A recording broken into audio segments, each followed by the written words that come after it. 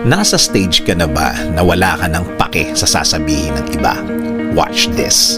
Sana nga narating mo na ang stage na ito sa buhay. Siguro mas tahimik ang buhay mo.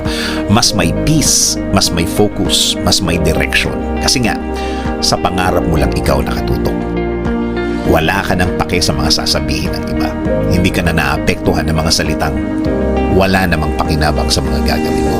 Hindi naman makakatulong in any way and in any form. Mga salitang daldal lang talaga. Samahan ang mga taong pinili kang makasama. Dahil ang mga taong ito ay willing magbigay ng oras. Oras na pinili nilang i-share sa'yo. Oras na pwede mong asahan sa mga support na kailangan mo. Support na hindi mo mahahanap sa ibang tao.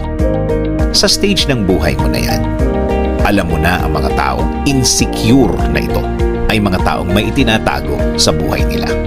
Akala nila kapag pinintasan nila ang ibang tao, may tatago nila ang problema nila sa buhay.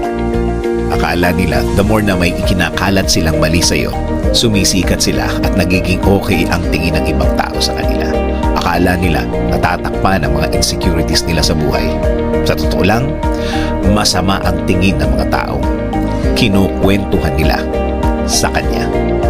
So tama, the more na wala kang pakialam sa kanila, the more na tahimik ang buhay mo, the more na nakatingin ka sa mga bagay na importante lang, walang ingay, walang istorbo.